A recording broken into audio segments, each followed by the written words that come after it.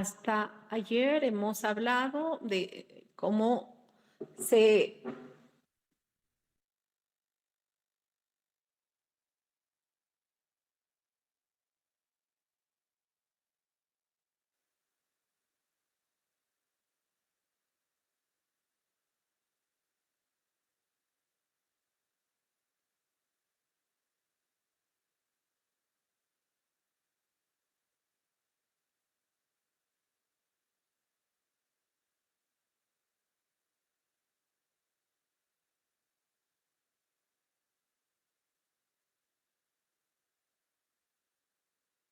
Doctora, buenos días. Su micrófono está apagado.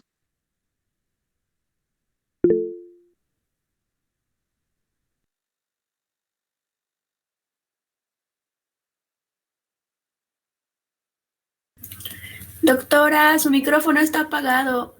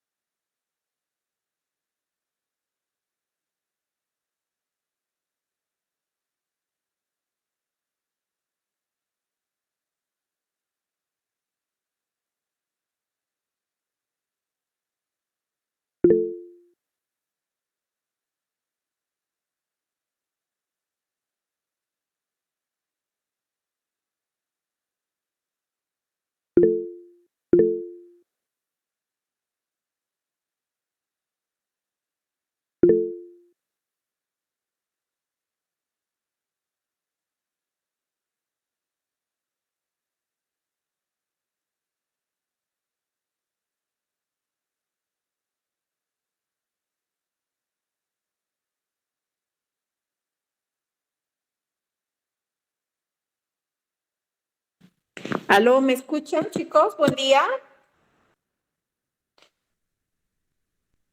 ¿Me están escuchando? Ya, voy a empezar de nuevo, ¿ya? Y vamos a grabar porque creo que tampoco estaba grabando. Descartar, a ver. Ya, iniciar grabación. Me parece bien que no se haya escuchado. Bueno. Vamos a continuar entonces con nuestra clase hablando de ese proceso inverso que es la degradación del glucógeno, esto ligado a que nuestros niveles de glucosa disminuyan. ¿Qué es lo que va a hacer el organismo en este caso? Cuando los niveles de glucosa bajan, va a incrementar de varias maneras. Una de ellas es estimulando la glucogenólisis, la degradación. Y la otra a través de la gluconeogénesis. ¿Qué es la gluconeogénesis? La síntesis de nueva glucosa. Y otro proceso que hace el glucagón es estimular la lipólisis, la degradación de triglicéridos en el tejido adiposo. Esto que va a liberar ácidos grasos, va a liberar glicerol. El glicerol, ¿dónde va? Se dirige al hígado. ¿Y qué va a ir a hacer ese proceso de gluconeogénesis? ¿Por qué el tejido adiposo libera ácidos grasos? Porque estos van a servir de energía. Entonces, la albúmina transporta hacia el hígado y otros tejidos, músculo, por ejemplo, para que use como fuente de energía. Y esa metabolización de ácidos grasos en el hígado, en esta situación de hipoglicemia, ¿por qué está haciendo eso el hígado? No utiliza porque necesitamos incrementar los niveles de glucosa, subir, ¿ya? Y eso también produce una cetoacidosis. ¿Qué quiere decir? Que estos, a través de la beta-oxidación, producen acetilcoenzima y acetilcoenzima A produce cuerpos cetónicos, ¿ya? Entonces, nosotros vamos a irnos específicamente a este proceso de glucogenólisis, que es degradación de esta molécula de almacenamiento que es el glucógeno. ¿Qué hormona secretamos en esa situación de hipoglicemia? El glucagón. Glucagón, entonces, se va a unir a su receptor, un receptor que está ligado a una proteína GS.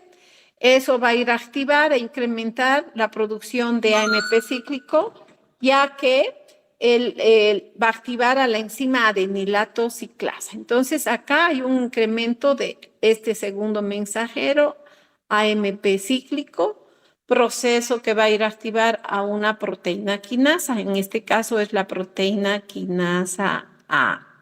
¿Por qué A? Porque viene de AMP cíclico, ¿ya? ¿Qué función cumple esta quinasa? Fosforilar. Va a fosforilar muchas cosas. Va a ir a fosforilar a la enzima glucógeno fosforilasa, la que regula. Y si esa enzima está fosforilada, se activa, como ya hemos explicado. Entonces, ese proceso va a generar glucosa 1-fosfato, después por la fosfoglucomutasa, glucosa 6-fosfato, y el hígado tiene la enzimita glucosa 6-fosfatasa. ¿Qué es lo que hace esta enzima? La fosfatasa desfosforila, o glucosa 6-fosfatasa.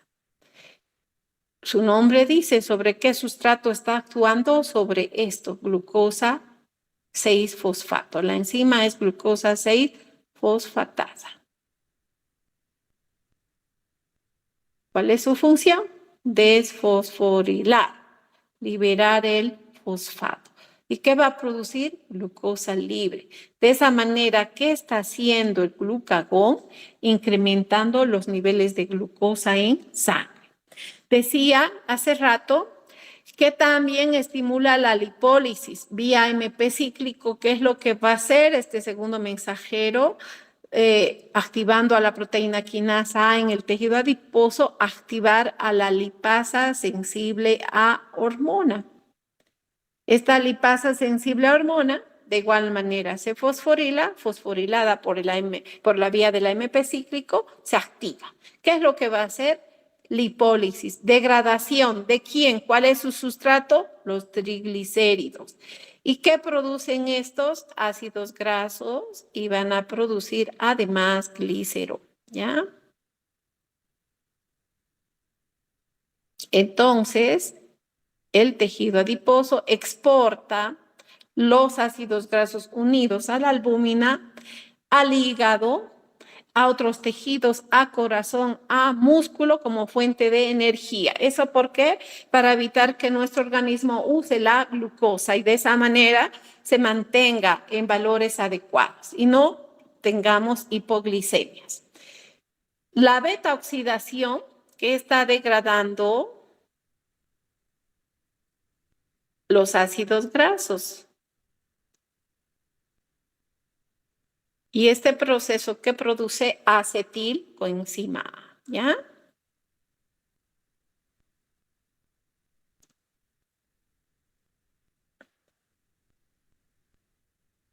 Y acetilcoenzima A va a dar lugar a la síntesis de cuerpos cetónicos.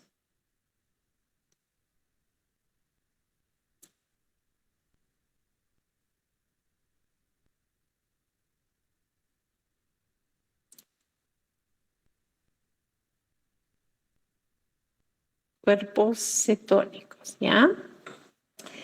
¿Qué pasa con el glicerol? El glicerol es un precursor de la nueva glucosa. Es decir, ¿qué es lo que hace el hígado para producir nueva glucosa? Hace este proceso de gluconeogénesis. ¿Qué quiere decir eso? Que el piruvato que viene de la degradación, por ejemplo, de aminoácidos o de lactato, va a ir a hacer la inversa de la vía glucolítica, produciendo glucosa 6-fosfato, esta a través de la glucosa 6-fosfatasa, que produce este proceso glucosa. Entonces, son dos vías que, en resumen, el glucagón activa la glucogenólisis y la gluconeogénesis hepática. ¿Para qué? ¿Cuál es la finalidad? Aumentar, incrementar, ¿qué cosa? Los niveles de glucosa. Ese es el efecto. También, al degradar los ácidos grasos, ¿qué está incrementando? Los triglicéridos, los ácidos grasos incrementan. Y que también incrementan los cuerpos cetónicos, ¿ya? Entonces hay incremento de glucosa, en resumen, incremento de ácidos grasos, incremento de cuerpos cetónicos. Y ese es el efecto de esa hormona hiperglucemiante. ¿Hay alguna pregunta? ¿Todo está claro? ¿Aló? ¿No hay preguntas? ¿Me están escuchando, chicos?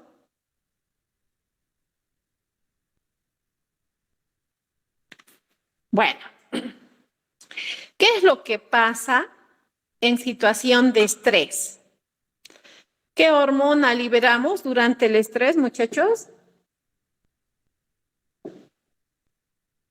Bueno, esa hormona del estrés, la adrenalina, se libera en el estrés agudo.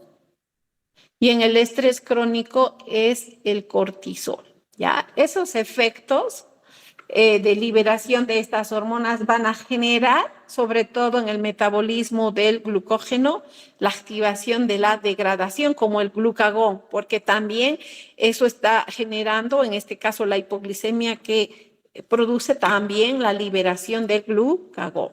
Y en el estrés liberamos la adrenalina.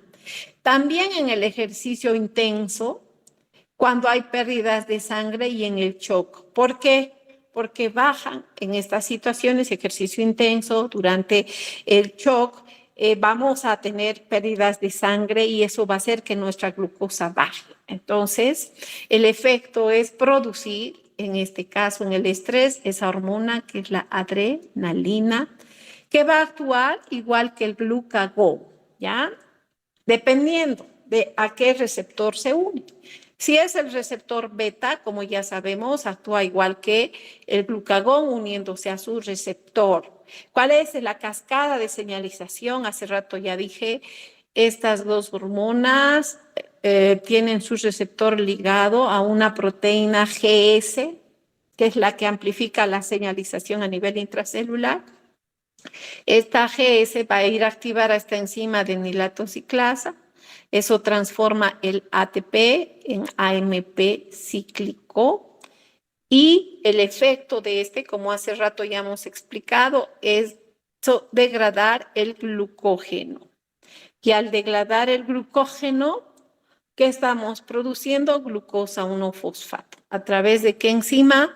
Glucógeno fosforilasa. Entonces, esta vía del AMP cíclico mediante la proteína quinasa A va a ir a fosforilar a esta enzima y este proceso que está haciendo degradación del glucógeno produciendo glucosa 1-fosfato por la fosfoglucomutasa glucosa 6-fosfato y finalmente hemos explicado en el hígado que tenemos la glucosa 6-fosfatasa y eso desfosforila la glucosa 6-fosfato y que estamos produciendo glucosa. ¿Cómo sale del hígado? A través de un transportador, el GLUT4, a la circulación y esto va a llevar a los tejidos principalmente glucodependientes. En este caso estoy hablando de cerebro, de eritrocitos, de gónadas, de retina, etcétera, ¿ya? El músculo en ejercicio también es glucodependiente. ¿Qué es lo que hace la adrenalina cuando se une a su receptor alfa adrenérgico? En este caso, la proteína es la GQ y, ojo, entonces este proceso va a ir a activar a esta enzima fosfolipasa C. ¿Qué hace esta fosfolipasa? Degrada fosfolípidos. ¿Qué tipo de fosfolípido? Fosfoinositol bifosfato. ¿Esto qué va a ir a producir? 2 segundos mensajeros, IP3 y diacilglicerol. IP3, ¿dónde actúa? En la membrana del retículo sarcoplásmico. ¿Y qué es lo que hace acá cuando se une a su receptor este segundo mensajero? Abre canales de calcio. Entonces, calcio incrementa. Y sabemos muy bien que calcio es un efector alostérico. ¿A quién va a ir a activar alostéricamente? a la glucógeno fosforilasa sinasa, enzima que va a ir a fosforilar a la glucógeno fosforilasa. Nuevamente, esos dos procesos de la adrenalina de unirse ya sea a los receptores beta o los receptores alfa, en conclusión, ¿qué es lo que activan a la glucógeno fosforilasa? Por tanto, ¿de qué estamos hablando? De la degradación del glucógeno y el efecto es incremento de glucosa en la circulación. Esto pasa en el hígado. Puede ser músculo. Esta imagen puede corresponder a músculo, chicos. Puede pasar lo mismo en músculo. ¿Aló?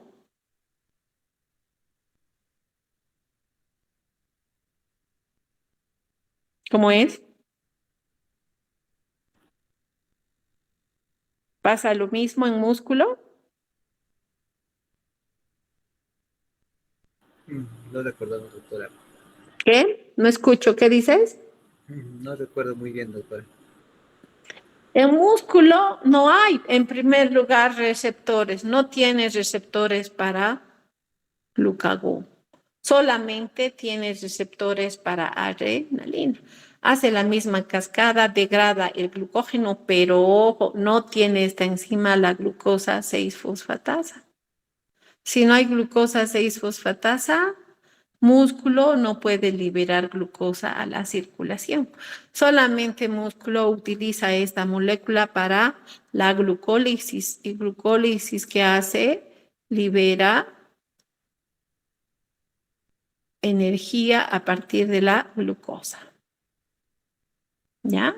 Entonces, esas son las diferencias de este proceso de degradación del glucógeno a nivel muscular. Repito, músculo no libera glucosa a la sangre. ¿Por qué? Porque no tiene la glucosa 6-fosfatasa. ¿Ya? Hígado sí hace eso porque presenta esa enzima. Bueno, y también riñón hace lo mismo, ¿ya? Entonces, en resumen, resumiendo lo que hemos dicho, durante el estrés lo que se libera es la epinefrina, también vamos a liberar glucagón, epinefrina a nivel de tejido hepático, ¿qué es lo que hace? Estimula la degradación de proteínas, proteínas que van a liberar aminoácidos que van a ir a hacer ese proceso que hace rato expliqué de gluconeogénesis. También, ya hemos explicado en este momento, actúa sobre el glucógeno degradándolo y por tanto elevando los niveles de glucosa en sangre.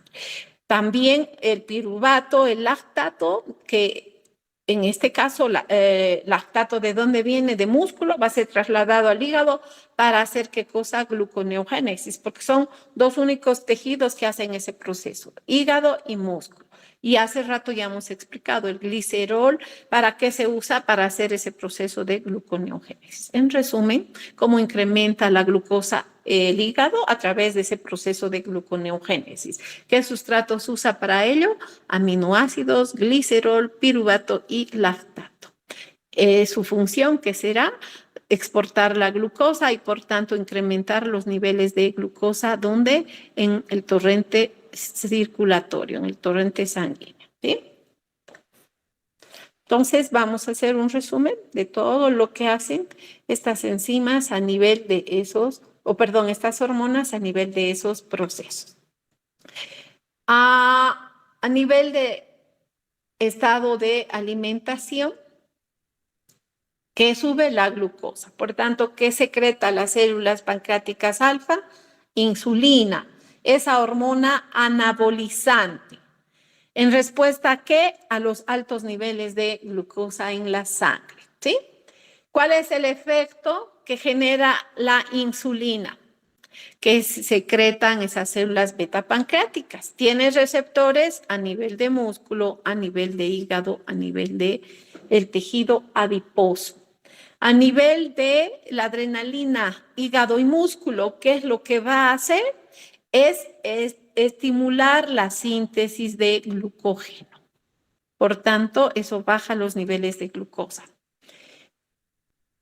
Estimula en este caso, la glucólisis. Haciendo eso, estamos bajando los niveles de glucosa. ¿Qué es lo que inhibe? La degradación, la glucogenólisis.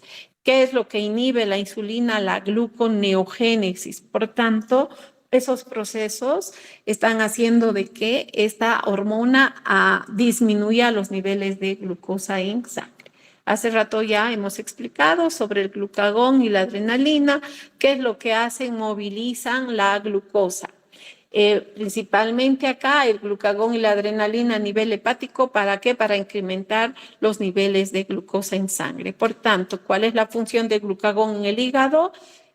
Activar la degradación, la glucogenólisis, activar ese proceso de gluconeogénesis, más bien inhibir la síntesis del glucógeno y la glucólisis, procesos que van a mantener los niveles de glucosa en sangre dentro de los valores adecuados.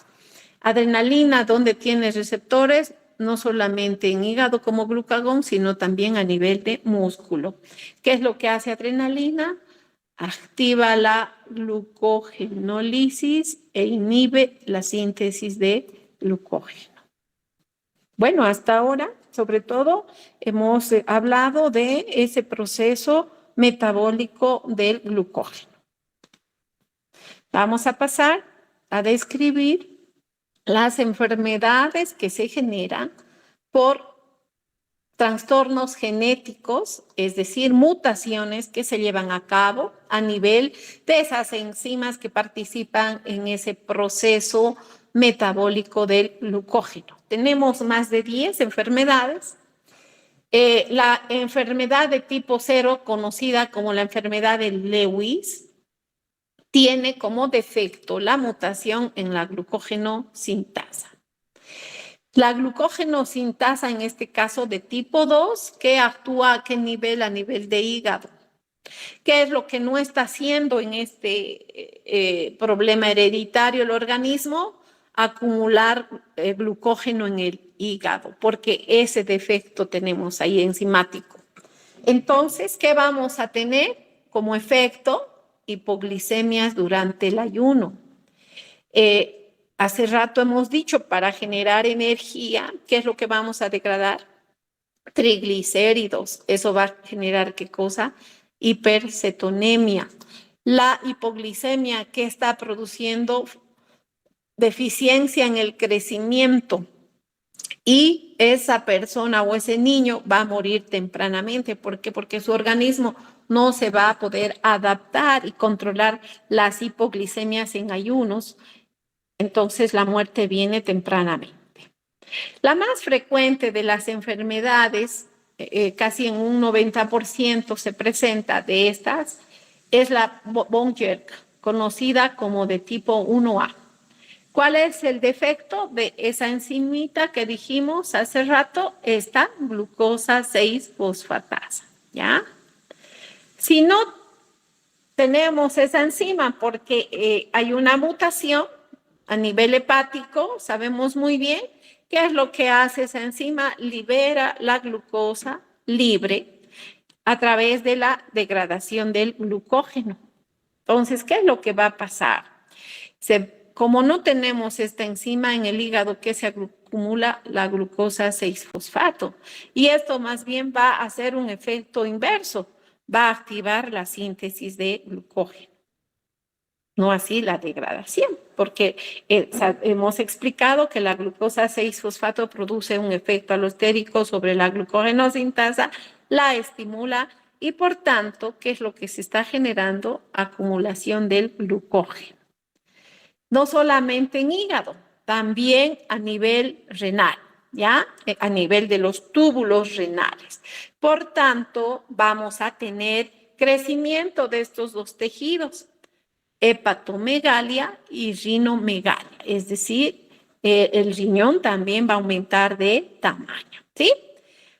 ¿Qué es la característica? En ayuno se produce una hipoglicemia grave, que eso puede llevar inclusive a la muerte. Acidosis láctica también, porque no olvidemos la glucosa 6-fosfato. ¿Dónde está ingresando?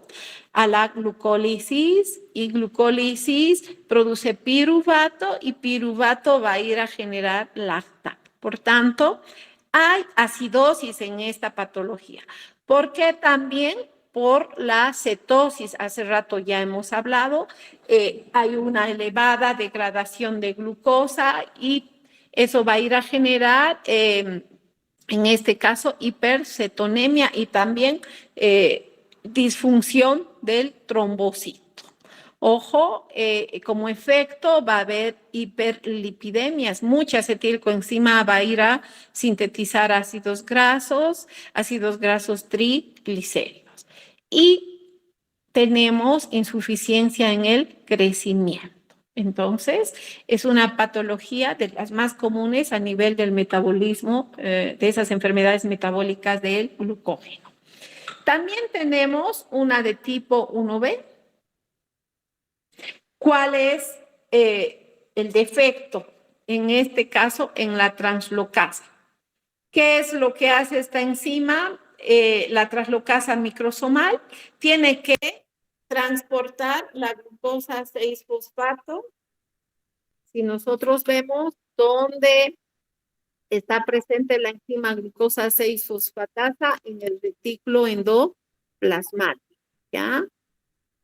Y el defecto entonces es en este transportador que permite el ingreso de glucosa 6-fosfato al retículo endoplasmático, porque es ahí donde está la enzimita glucosa 6-fosfatasa, transformando glucosa 6-fosfato en glucosa libre para que este transportador saque, que es GLUT2 del retículo endoplasmático, y al citosol, y luego GLUT2 saque del hígado hacia la circulación. Entonces, el defecto en esta patología es en ese translocador, que lo que hace es meter del citosol al retículo endoplasmático esta molécula que es glucosa 6-fosfato. Entonces, vamos a tener los mismos problemas que en el caso anterior, porque en este caso no entra la glucosa 6-fosfato y no va a poder degradar y liberar, en este caso, ¿cómo se llama? La glucosa. También en esta patología, aparte de tener todo lo que acabamos de mencionar, hepatomegalias, hipoglicemias graves, acidosis metabólica, vamos a tener neutropenia, ¿ya? Que se altera la función de los neutrófilos. Entonces, nuestras defensas inmunitarias van a estar alteradas y eso va a generar la predisposición a infecciones recurrentes, ¿ya? En el caso del 1C, ¿cuál es el defecto en el transportador microsomal P1? ¿Qué es lo que está haciendo este transportador microsomal P1? Si nosotros observamos, bueno, P1, ¿qué es lo que saca? En este caso, P1, el fosfato, ¿ya? Va a sacar hacia el citosol, porque al liberar la glucosa, a partir de glucosa 6-fosfato, la glucosa se produce fósforo inorgánico.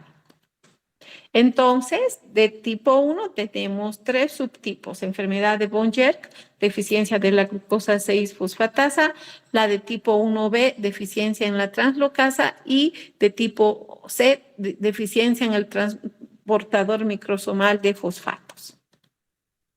Vamos a ir a la de tipo 2, conocida como enfermedad de Pompe. Es la deficiencia en una enzima que es la maltasa ácida lisosomal. Es decir, esta enzima degrada enlaces glucosídicos alfa-1, 4 y alfa-1, 6. ¿Qué es lo que está haciendo esta enzima en los lisosomas? Destruyendo el exceso de glucógeno. No olvidemos que los lisosomas son nuestros basureros. Y el glucógeno en exceso va y se degrada, destruye ahí, ¿ya? Entonces, este problema de esta patología, de esta enfermedad, va a estar en todos los órganos que contienen lisosomas. pero principalmente el efecto está en músculo esquelético y músculo cardíaco. Entonces, si no hay degradación de glucógeno en los lisosomas, ¿qué va a pasar? Se va a acumular ese polisacárido en este organelo y eso va a generar daño. A nivel cardíaco, ¿qué es lo que va a producir la deficiencia de esa enzima? Insuficiencia cardíaca, cardiomiopatías. A nivel muscular, hipotonía muscular, distrofia muscular y generalmente se expresa a nivel infantil y esto produce mortalidad temprana. Puede también haber esas mutaciones en la etapa juvenil y sobre todo en esta edad producir miopatías e hipotonías musculares. En la edad adulta, esta patología sobre todo se caracteriza por la distrofia muscular, ¿ya? Tenemos la de tipo 3, dos tipos. La primera, la de tipo A, se llama destrinosis limitante o conocida como enfermedad de Forbes o Cori. En ambos casos, la deficiencia de la enzima es la enzima desramificante. Es decir, ¿qué es lo que hace esta enzima? Corta esa ramificación alfa 1,6, ¿no? En el caso de 1,3, la mutación está tanto en el hígado como en el músculo. En cambio, de la de tipo B, el problema está netamente en hígado. Por tanto, si nosotros no desramificamos y degradamos el glucógeno como tiene que ser, vamos a tener hipoglicemias, pero en este caso son más leves. Va a haber hepatomegalia, miopatía, el músculo se encuentra débil si es a nivel muscular porque no hay mucha liberación de glucosa y generación de mucha energía. También va a haber retraso en el crecimiento. Y por tanto, a nivel hepático, ¿por qué la hepatomegalia? Porque se acumula en este caso, el glucógeno ramificado. ¿Por qué? Porque está defectuosa esa enzima desramificante. Y en el hígado, sobre todo, el problema es hipoglicemia, hepatomegalia, no hay mucha glucosa, retraso en el crecimiento y acumulación de ese polisacárido. Si el defecto, hemos dicho, es a nivel muscular, pues vamos a tener, sobre todo a nivel muscular, la miopatía y debilidad muscular, ¿no? En cambio, en hígado no hay miopatía porque nada tiene que ver con el metabolismo del glucógeno a nivel muscular. Vamos a explicar la enfermedad de tipo 4. ¿Qué nombre recibe? Andersen o amilopeptinosis. ¿Dónde está el defecto? Más bien aquí en la síntesis, porque el defecto de la enzima es la enzima ramificante, la que genera la ramificación alfa 1,6. ¿Qué órganos estarían afectados en esta patología? Hígado y músculo. Vamos a tener hepatoesplenomegalia, ¿ya? Va a generar eso daño a nivel hepático, dando lugar a la cirrosis. Podemos tener problemas neuromusculares. Esta hepatomegalia genera insuficiencia cardíaca y hepática. ¿Por qué? Porque va a haber acumulación de glucógeno con pocas ramificaciones. Entonces, la degradación va a ser más lenta y no se va a generar en ese caso la liberación tan rápida como cuando tenemos varios puntos de ramificación. Vamos a la quinta, conocida como McAdre, donde está la deficiencia en la fosforilasa muscular. ¿Qué es lo que hace la fosforilasa? Degrada el glucógeno. Entonces, en este caso, en músculo, vamos a tener que el glucógeno está acumulado y en ejercicio, sobre todo, el músculo va a tener poca tolerancia. Eso va a generar daño, rhabdomiólisis. Por la rhabdomiólisis, la destrucción muscular va a generar mioglobinuria, que eso quiere decir mioglobina en orina. Esa acumulación de glucógeno en el músculo va a generar calambres, principalmente por el ejercicio y el dolor que se genera. Aquí hay lactato bajo durante el ejercicio, porque normalmente en el músculo, en ejercicio intenso, hay anaerobiosis y eso produce lactato. En este caso no, porque, ojo, estamos viendo que el glucógeno no se va a poder degradar por el defecto de esa enzima, que es la fosforilasa muscular. Vamos a la de tipo 6, la enfermedad de Hertz. En este caso, la enzima defectuosa es la fosforilasa hepática. Entonces, nuestro problema de degradación, ¿dónde va a estar? En el hígado. Si no se degrada en el hígado el glucógeno, ¿qué va a generar? Hepatomegalia. Y también en ayunas vamos a tener hipoglicemias. La otra, la de tipo 7, es la de TARUI. Defecto de la fosfofructoquinasa 1. Esa enzima es parte de la vía glucolítica, por tanto vamos a tener a nivel muscular poca tolerancia en el ejercicio, calambres, dolores, y a nivel, si el defecto está a nivel de eritrocitos, el lactato, a este nivel va a generar anemia hemolítica. ¿Cómo va a estar el lactato? También bajo. ¿Ya? ¿Por qué? Porque no se está activando la vía glucolítica por defecto de esa enzima. De tipo 8, ¿dónde está el defecto? En la fosforilasa sinasa hepática.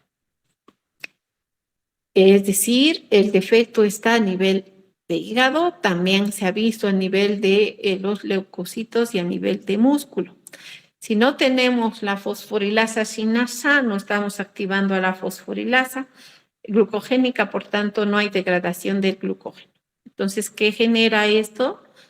Hepatomegalia, porque el glucógeno se mantiene en altas concentraciones en el hígado, se acumula, y en ayuno vamos a tener hipoglicemias leves. La de tipo 9, la deficiencia está en la fosforilasa sinasa, pero no solamente hepática, sino también muscular. Ya hemos explicado qué pasa a nivel hepático, a nivel muscular, qué es lo que va a haber, como no hay degradación del glucógeno, intolerancia al ejercicio y acumulación de glucógeno muscular. La de tipo 10, la deficiencia está en esa proteína quinasa. ¿Recuerdan? ¿Quién activaba esta? El AMP cíclico. No tenemos proteína quinasa A, no vamos a activar a la fosforilasa sinasa y tampoco a la fosforilasa. Entonces estamos en lo mismo, que no hay degradación del glucógeno. ¿Qué es lo que produce esto? Hepatomegalia. ¿Por qué? Porque el glucógeno se acumula en el hígado. Tipo 11, el conocido como síndrome de Fanconi-Bickel. ¿Cuál es el defecto? En el GLUT2. ¿Recuerdan? Hace rato les dije, el hígado, en este caso, saca la glucosa a través de los GLUT2 y también saca la glucosa del retículo endoplasmático, porque ahí la enzimita glucosa 6-fosfatasa liberada. Entonces, en este síndrome, vamos a ver que es lo mismo, la glucosa, si bien se libera en el retículo endoplasmático, pero no es retirada a través de los GLUT2 o hacia la circulación. Entonces vamos a tener de igual manera déficit de trazo en el crecimiento, no va a haber degradación del glucógeno por esa situación, hepatomegalia, hay galactosemias, es decir, secreción a nivel de las mamas, hay hipofosfatemia, bajan los niveles de fosfato, eso que genera raquitismo, y a nivel de los túbulos renales también hay disfunción en este síndrome. Porque no olvidemos, los GLUT2 también están a nivel renal. La deficiencia de la fosfoglucomutasa 1 se conoce como enfermedad de tipo 12. ¿Cuál es la mutación? En la fosfoglucomutasa, esa enzimita que hacía, transformaba la glucosa 1-fosfato en glucosa 6-fosfato, y esto a nivel muscular. Entonces, esto va a generar en músculo intolerancia durante el ejercicio, daño muscular, rhabdomiólisis y mioglobinuria. Y finalmente hablamos de la de tipo 15, ahí tenemos la deficiencia de la glucogenina. ¿Recuerdan esa proteína que es lo que daba esa secuencia cebadora para la iniciación de la síntesis del glucógeno? En este caso, el problema es a nivel muscular y eso va a generar arritmias y debilidad muscular. No sé si hay alguna consulta, alguna pregunta en estas patologías, chicos. ¿Aló? Creo que no, doctora. Ya. Vamos a continuar haciendo un resumen. ¿Cuáles son esas enfermedades que principalmente afectan al hígado? Vienen a ser, como ya hemos explicado, la de tipo 1, la de tipo 3, 4, la 6, la 8, la 9, la 10 y la 11. A nivel de músculo, principalmente, ¿qué patologías afectan? La de tipo 5 y la de tipo 7. Y la de, en este caso, la de Pompe, la de tipo 2, va a afectar a casi todos los órganos porque la mayoría tienen lisosomas, ¿ya? Vamos a hablar de la enfermedad de Boncher, de esa deficiencia de la enzimita glucosa 6-fosfatasa a nivel del sistema retículo del retículo endotelial. ¿Qué hace esta enzima? En realidad hay dos teorías. Una que dice que es una proteína grande gigante que tiene la función de translocar y tiene la función enzimática de fosfatasa. Hay otra teoría que dice que ambas están separadas, pero ¿por qué se cree que es una sola proteína? Porque es una proteína de 9 hélices transmembranares. Entonces, acá en la enfermedad de Boncher, que es la de tipo 1A, hemos dicho que la deficiencia está en la enzima glucosa 6-fosfatasa, ¿ya? ¿Qué es lo que hace esta enzima glucosa 6-fosfatasa? Desfosforila la glucosa 6-fosfato y que produce glucosa libre. Entonces, el defecto en la enfermedad de Boncher está en la glucosa 6-fosfatasa. ¿Qué es lo que se va a producir en este caso? Como no vamos a poder hacer de que glucosa 6-fosfato se libere en forma de glucosa, salga a la circulación del hígado a través de los glúteos, esto va a ir a generar esa patología de hepatomegalia y hiperlipidemia, cetoacidosis y todo lo que hemos explicado, ¿sí? La de tipo 2B, el defecto está en esta proteína translocadora. ¿Y cuál es la proteína translocadora? Esta. ¿Qué es lo que hace? Hace que glucosa 6-fosfato ingrese ¿dónde? Al retículo endoplasmático, ¿ya? Y la otra, la de tipo 3, perdón, 2C, el defecto está en este translocador de fósforo inorgánico, porque no olvidemos cuando la glucosa 6-fosfatasa actúa sobre la glucosa 6-fosfato, que produce glucosa libre y fósforo inorgánico. Entonces, tenemos que sacar fósforo inorgánico del retículo endoplasmático y si este transportador está mutado, pues no va a haber salida de fósforo y eso va a inhibir el metabolismo del glucógeno. ¿Qué es lo que pasa en esta patología? La enfermedad de Boncher, cuando hay defecto de glucosa 6-fosfato a nivel metabólico. No olvidemos dónde está en realidad ligado al metabolismo del glucógeno. Esta molécula se degrada, produce glucosa 1-fosfato, luego glucosa 6-fosfato, ¿verdad? En el hígado, ¿en qué se tiene que transformar? En glucosa, como acabamos de explicar en el retículo endoplasmático. Pero como no está presente esta enzima porque hay una mutación, un defecto genético, estamos interrumpiendo ese proceso de liberación de glucosa en el hígado a partir de glucógeno. Por tanto, ¿qué se va a generar? Hipoglicemia, ¿ya? Se interrumpe esa vía del metabolismo del glucógeno. Glucosa 6-fosfato, entonces, ¿dónde va a ir? A la vía glucolítica. Vía glucolítica que produce piruvato. Piruvato va a ir a generar a través de la lactato deshidrogenasa lactato. Entonces, el efecto va a ser hiperlacticidemia o lactoacidosis, ¿ya? Piruvato, a través de la piruvato deshidrogenasa, se transforma en acetilcoenzima A.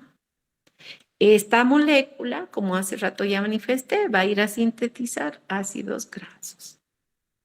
Va a ir a producir colesterol. Entonces, se incrementan los ácidos grasos.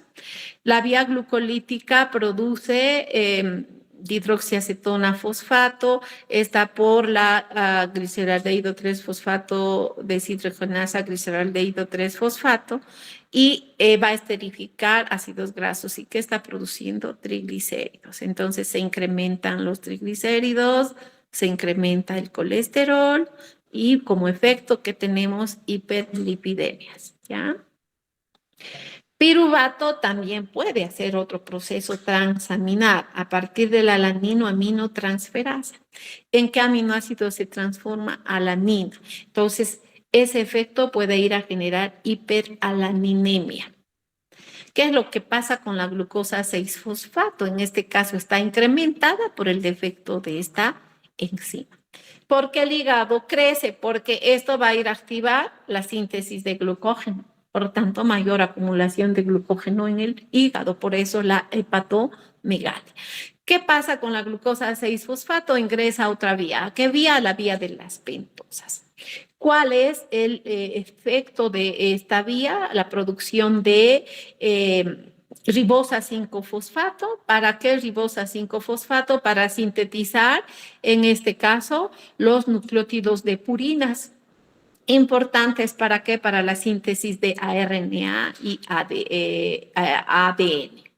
Ojo, al metabolizarse, si hay mucha producción de nucleótidos de purina, ¿cuál es el efecto? Producción de ácido úrico, por tanto hay hiperuricemia.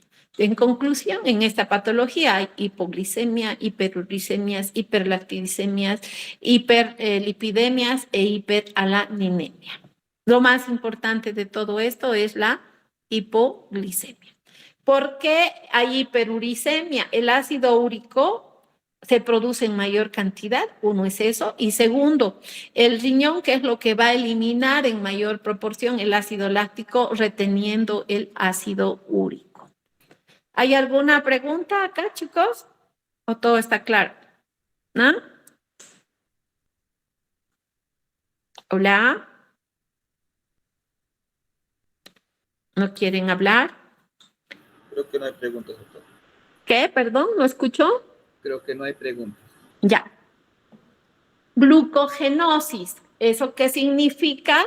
Que pues nosotros estamos incrementando ese proceso de síntesis del glucógeno, como en la patología anterior, en la de enfermedad de Von-Jerk. ¿Ya? Entonces, acá los síntomas más frecuentes de esta patología, vemos qué es lo que se está observando, una hepatomegalia, crecimiento del hígado, ¿no? Hay, por tanto, ya hemos visto defectos en la degradación del glucógeno. Eso va a generar hipoglicemia. El niño, fíjense, delgadito, no tiene mucha masa muscular, crecimiento lento. ¿Por qué? Porque tiene problemas a nivel de mantener esos niveles de glucosa en sangre debido a que no hay una metabolización adecuada del glucógeno.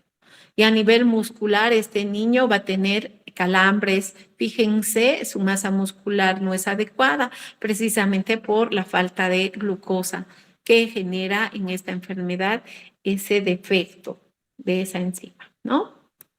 Bueno, incremento del contenido de glucógeno, ya hemos visto, se puede dar en esas patologías que acabamos de mencionar, que principalmente están ligadas a defectos a nivel hepático sobre todo, ¿no?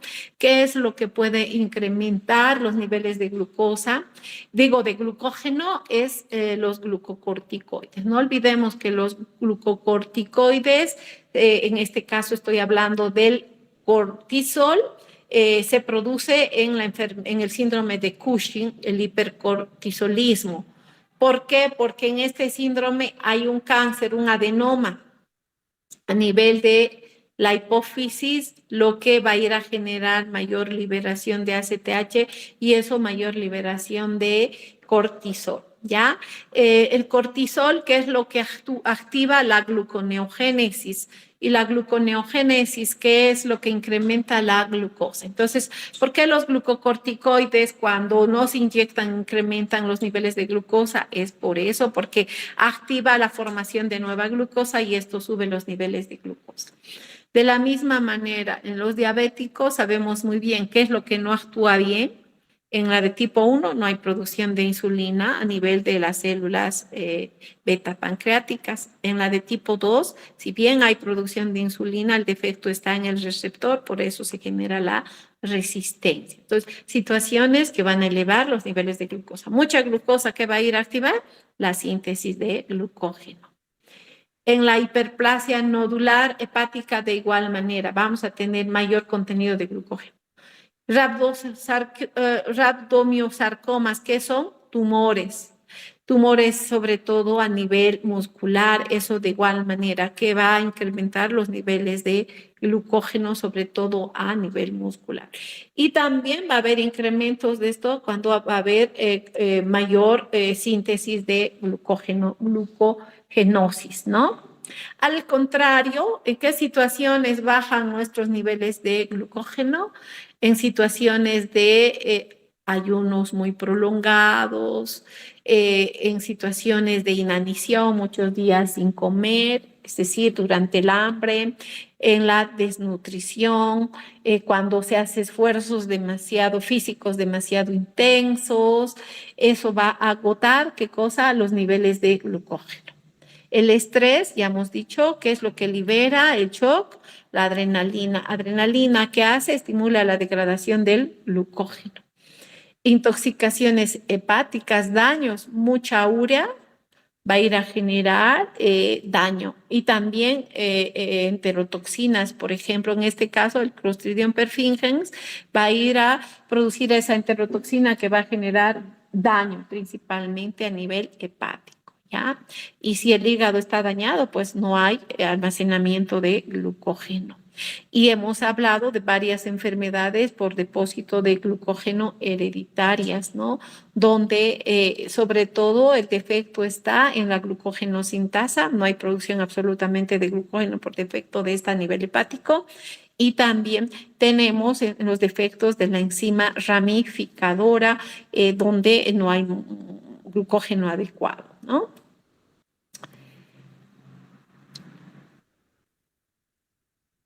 Entonces, la glucogénesis es un proceso crucial para mantener la homeostasis de la glucosa y eso hacer que mantenga la homeostasis de varios órganos.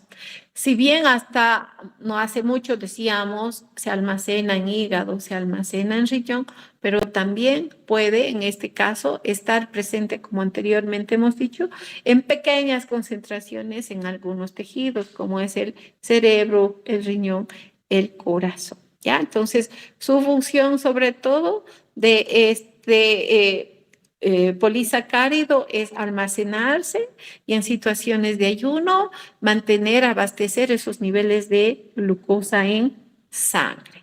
Importante para la diferenciación, la señalización, necesitamos para muchos procesos neurológicos de contracción muscular, etcétera, glucosa. Quien libera es el glucógeno. El sistema inmunitario de igual manera, que necesita energía para funcionar. Necesitamos que esas células se proliferen y nos defiendan. Entonces necesitamos demanda de glucosa. ¿Quién genera eso? El glucógeno en situaciones de ayuno, ¿no? Sabemos muy bien que durante la diabetes hay cambios en ese metabolismo, ¿no? Hay hiperglucemia y eso va a ir a incrementar esos niveles de glucógeno. Entonces, la glucogénesis es crucial para mantener ese equilibrio en el organismo. Ahora vamos a hablar de esa homeostasis de la glucosa, cómo mantiene el organismo esos niveles de glucosa dentro de esos valores adecuados. El valor normal, si bien aquí puse 110, esto de la Organización Mundial de la Salud dice debe estar entre 65 a 95 miligramos por decilitro.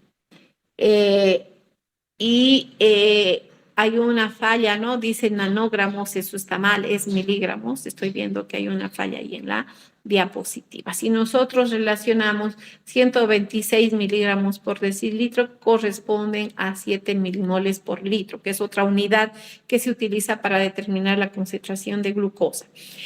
Los 110 miligramos por decilitro equivalen a 6,1 milimoles por litro y 45 miligramos por decilitro a 2,5 milimoles por litro. Entonces, ¿cuáles son los valores en los cuales se debe mantener la glucosa? De acuerdo a la Organización Mundial de la Salud, entre 65 y 95 miligramos por decilitro. Por tanto, es importante mantener esos niveles, porque si incrementa y está más de 100, hay hiperglucemias, y si está menos de 65, hipoglucemias. Generalmente, la hipoglucemia, cuando se manifiesta clínicamente, debe estar menor a 45 miligramos por decilitro. Entonces, ¿qué hace mi organismo? Regula a través de qué? A través de hormonas, ¿no? Entonces, esa acción es rápida, ¿ya? En el caso de que exista hiperglucemia, sabemos muy bien que el valor está más de 5, ¿no?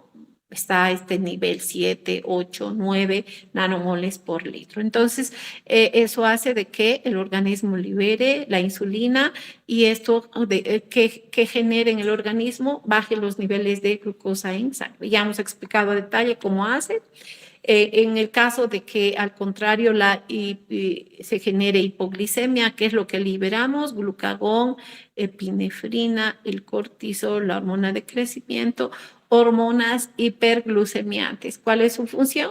Elevar los niveles de glucosa en sangre. Y cuando decimos de acción sostenida, esto principalmente está haciendo otros procesos como por ejemplo la gluconeogénesis. Va a ir a nivelar a través de esto nuestro organismo, pero va a tomar más tiempo, ¿no? Y hace rato les decía cuál es el valor que la Organización Mundial de la Salud nos da como hiperglicemia cuando estos valores están mayores a 95 miligramos por decilitro, hipoglicemia menor a 65 y normoglicemia entre 70 a 95 miligramos por decilitro. ¿Qué controla? Ya hemos explicado. Baja la glucosa en la sangre, que libera las células alfa pancreáticas, glucagón, eso que activa vía MP cíclico a la proteína quinasa A, eso que está activando. En este capítulo lo que nos interesa, la degradación del glucógeno. Eso que incrementa los niveles de glucosa en el torrente sanguíneo. Al contrario, cuando la glucosa está alta, ¿cómo nivela nuestro organismo? Haciendo que las células beta pancreáticas produzcan ¿qué? La insulina. Secreta insulina. ¿Eso qué hace? Hace que la glucosa ingrese hacia las células, activando ¿a quién? A los GLUT4. Esos transportadores, sobre todo a nivel de músculo y tejido adiposo. Hace que la glucosa se degrade a través de qué vía? La glucólisis. Hace que se active la glucógeno sintasa, por tanto que se está incrementando la síntesis de glucógeno, no solamente a nivel hepático, sino también a nivel muscular. Y la insulina estimula la síntesis de ácidos grasos y esterificados con glicerol, la síntesis de triglicéridos. Es decir, hace que la glucosa se transforme en estas biomoléculas. También activa la síntesis de proteínas, mecanismos mediante los cuales van a bajar los niveles de glucosa en el organismo, ¿ya? ¿Qué es lo que inhibe? La glucógeno fosforilasa. Por tanto, ¿qué está inhibiendo esta insulina? La degradación del glucógeno. ¿Qué es lo que activa? La síntesis de glucógeno. Por tanto, activa la glucógeno sintasa.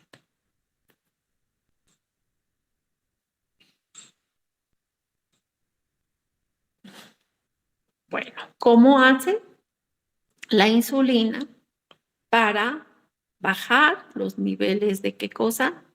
De glucosa. Dijimos, activa a los transportadores GLUT4. ¿A qué nivel principalmente? A nivel de dos tejidos. ¿Cuáles son? El tejido adiposo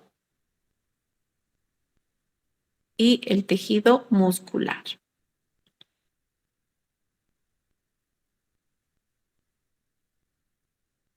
Si la glucosa entra a estos dos tejidos a través de ese transportador GLUT4, que es lo que está bajando los niveles de glucosa. ¿Qué es lo que hace a nivel de tejido adiposo? A que se almacenen los lípidos. Es decir, también glucosa puede ir a este tejido, almacenarse en forma de triglicéridos. ¿Qué es lo que activa a nivel hepático la insulina? La lipogénesis. Es decir, puede llegar inclusive a producir hígado graso, ¿ya? Al contrario, ¿qué es lo que va a hacer?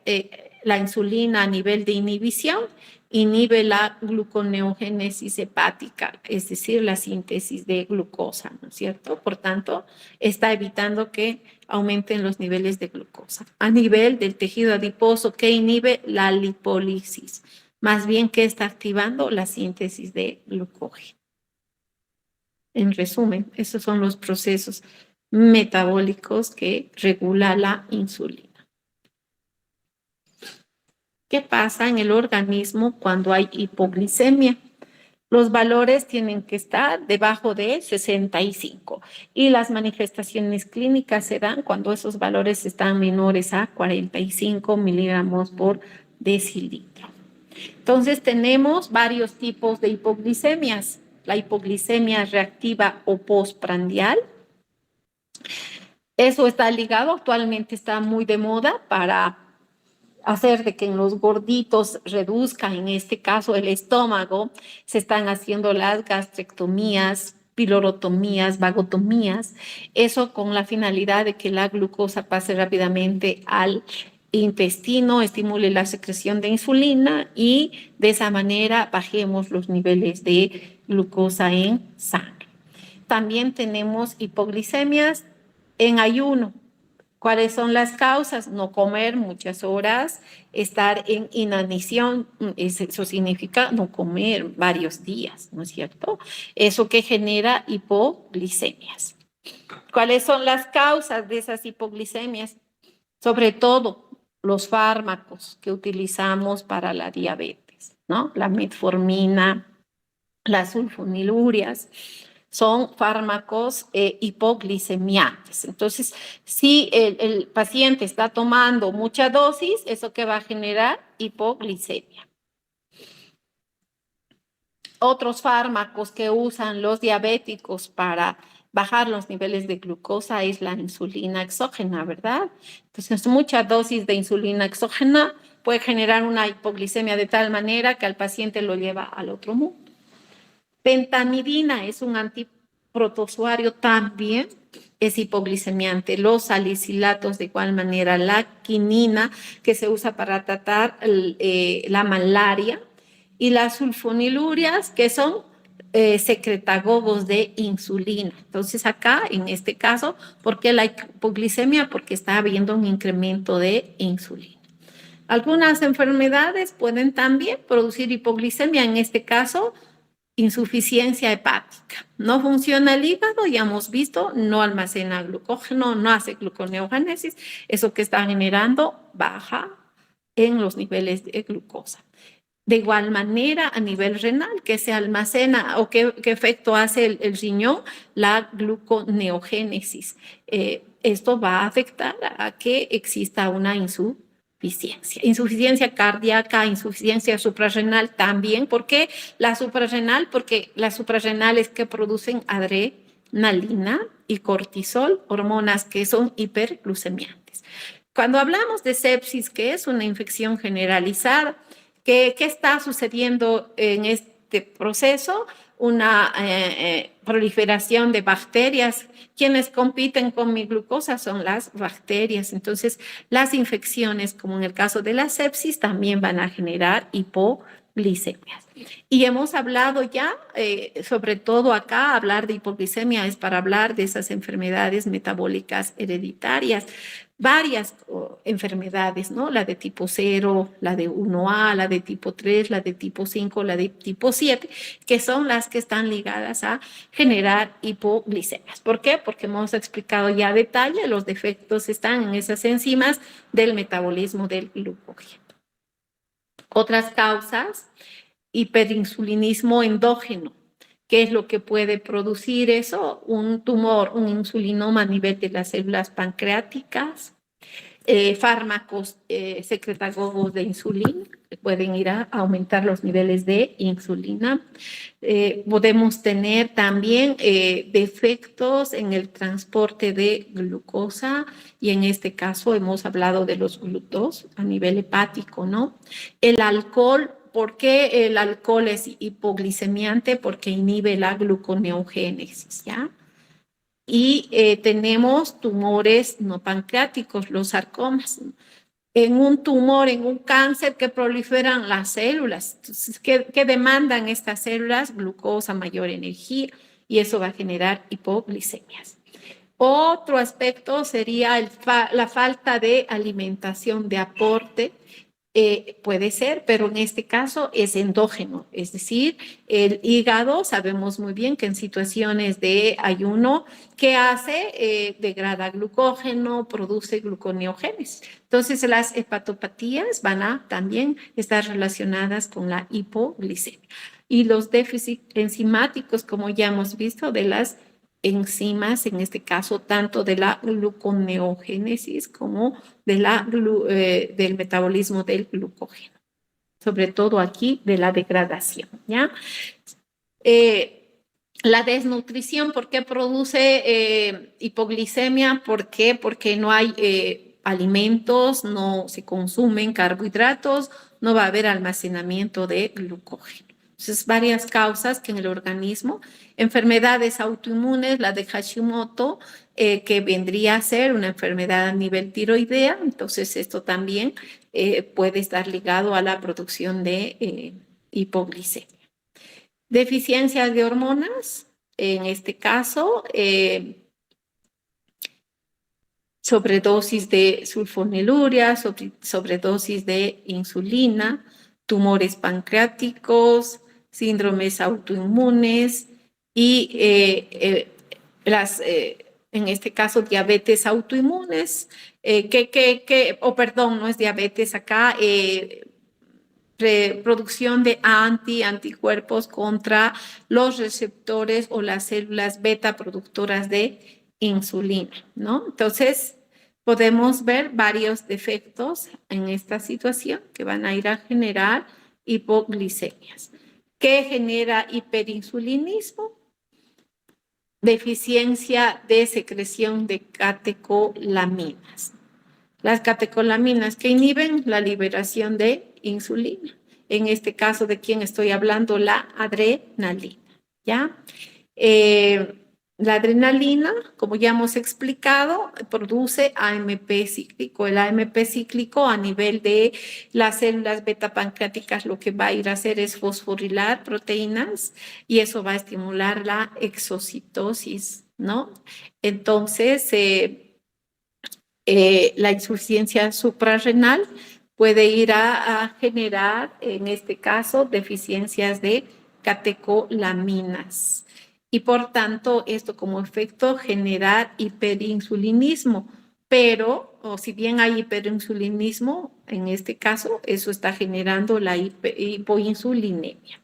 El glucagón, defectos en el glucagón también puede ir a generar hipoglicemia. Déficit de cortisol genera también hipoglicemias. El déficit de la hormona de crecimiento, no olvidemos que la hormona de crecimiento lo que evita es que los tejidos utilicen la glucosa. Y deficiencias en el factor de crecimiento dependiente de insulina. ¿Qué es lo que va a hacer este factor de crecimiento dependiente de insulina? ¿Quién activa su expresión a nivel genético? Es la insulina. ¿Cuál es la función de esta? Activar la secreción de la hormona de crecimiento. Entonces, en conclusión, aquí hay hiperinsulinismo porque hay deficiencia o defecto en esas hormonas que son hiperglucemiantes, ¿no? ¿Qué pasa en inanición?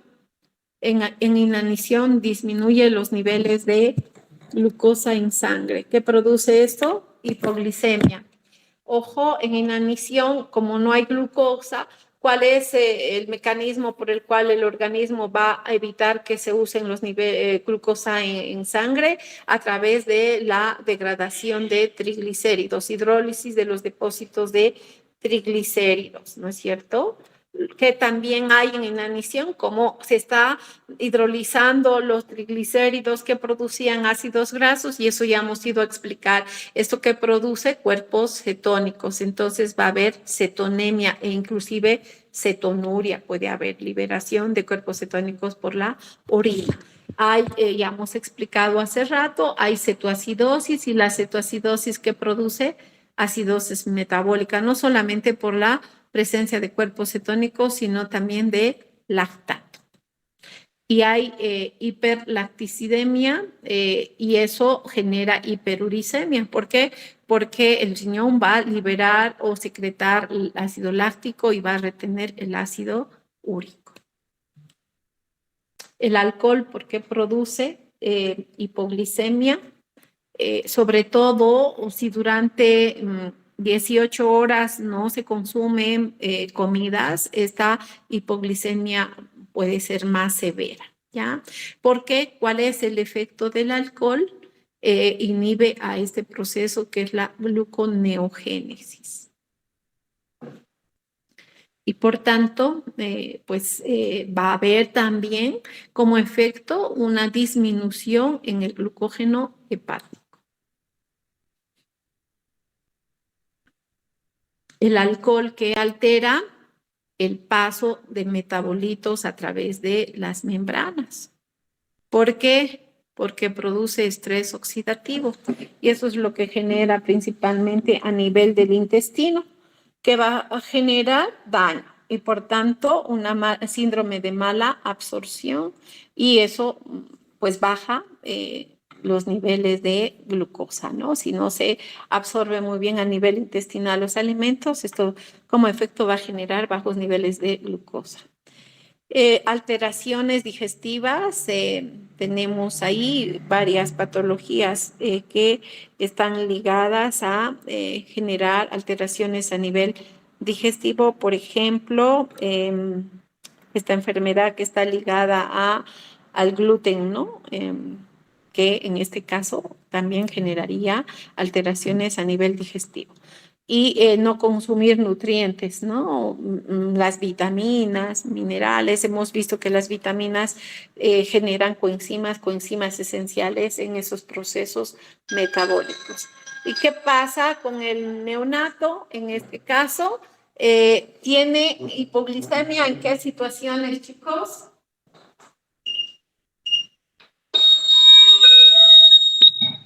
Perdón.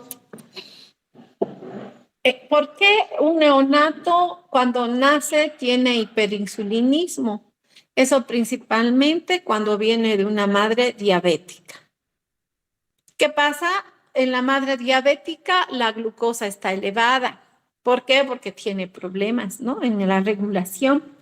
El niño no tiene ningún problema. Frente a ello, ¿qué es lo que hace como respuesta a la hiperglucemia que la madre está generando a través del cordón umbilical en el niño? Pues el niño produce hiperinsulinismo. Y cuando nace, está fuera de la madre, ya su glucosa ya no está alta. Entonces, el hiperinsulinismo, que en este caso estaba generando por ese efecto en el niño, va a ir a producir hipoglicemias. También podemos tener en niños recién nacidos, como hace rato ya hemos mencionado, por deficiencias en las hormonas hiperglucemiantes. ¿De quiénes estoy hablando? Glucagón, adrenalina, cortisol, la hormona de crecimiento, la ACTH. Y hemos hablado ya muy a fondo en el capítulo de metabolismo del glucógeno, pues de efectos tanto en la glucogénesis como en la glucogenólisis, ¿no? Varias patologías que en este caso generan hipoglicemia. La desnutrición, sabemos muy bien que los desnutridos no consumen alimentos. Eso va a generar a que exista deficiencias no solamente a nivel de los carbohidratos, baja la glucosa, bajo contenido de proteínas, no hay buena cantidad de tejido adiposo, no hay lípidos almacenados. Entonces, en esta situación hay mayor necesidad de glucosa y esto genera hipoglicemias. ¿Qué pasa en los niños de madres malnutridas? De igual manera, la madre malnutrida va a tener un niño de bajo peso, un niño desnutrido, un niño que tiene hipoglicemia. ¿Por qué? Porque en el niño sus tejidos, por la baja glucosa que tiene la madre, no han almacenado glucógeno.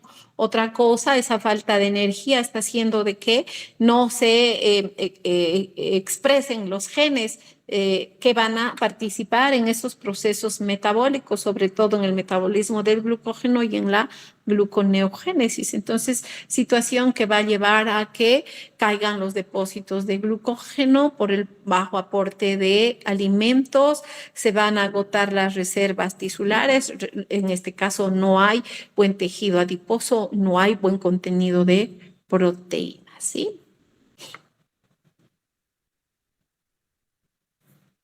Entonces, los desnutridos, en el caso del kwashiorkor hay una desnutrición energética proteica. ¿Por qué? Porque hay carencia de nutrientes, no hay un aporte suficiente, hay un gasto excesivo, el niño está en condiciones estresantes, no hay energía suficiente para una buena defensa, por tanto eso va a predisponer a las infecciones también. En caso de cirugías puede haber desnutrición, en caso de traumatismos va a generar esto disminución del crecimiento, ¿sí? ¿Por qué hay edema? Porque hay una desnutrición proteica. ¿Qué es lo que falta aquí? La albúmina, sabemos muy bien, la albúmina que regula la ósmosis. Entonces, si no hay un buen regulamiento osmótico, va a haber salida hacia el líquido extracelular generando edema a nivel de los piecitos y sobre todo a nivel del vientre, ¿ya? Puede haber hígado graso, y puede generarse, como ya dijimos, hipoalbuminemia por ese trastorno hepático, ¿no? ¿Cuáles son los síntomas? Por la hipoglicemia, sobre todo depresión a nivel del sistema nervioso, hay somnolencia, hay temblores, hay mareos, hay dolor de cabeza, irritabilidad, hay náuseas, hay vómitos, confusión, la visión es borrosa, hay ansiedad, hay apnea. En el caso del marasmo, es una situación más crónica, con los mismos efectos a nivel del sistema nervioso, irritabilidad, letargia, hay hipotonía, dificultad respiratoria por la falta de energía, ¿no? Taquipnea, convulsiones, coma. Y sobre todo, cuando hablo de síndrome adrenérgico, ¿a qué me refiero? A que la adrenalina está generando estos síntomas: palidez, sudoración, taquicardia, ansiedad y temblor. ¿Por qué? ¿Qué es lo que está generando esa hipoglicemia en este tipo de desnutridos? A que se produzca más adrenalina. Y los grados de hipoglicemia son de 3 tipos. Tenemos leve, moderada y grave, ¿ya? Entonces, los síntomas ya hemos explicado, sobre todo neurológicos, porque la baja de glucosa, la ausencia de glucosa, porque este tejido del sistema nervioso es glucodependiente, va a generar esa disfunción cerebral, produciendo entonces todas esas manifestaciones, inclusive llevando al coma y la muerte, ¿sí? En el caso de una hipoglicemia severa, eso es lo que pasa. Incrementan las convulsiones, la hipoglicemia va a generar lesiones a nivel cerebral y esto como consecuencia coma y muerte.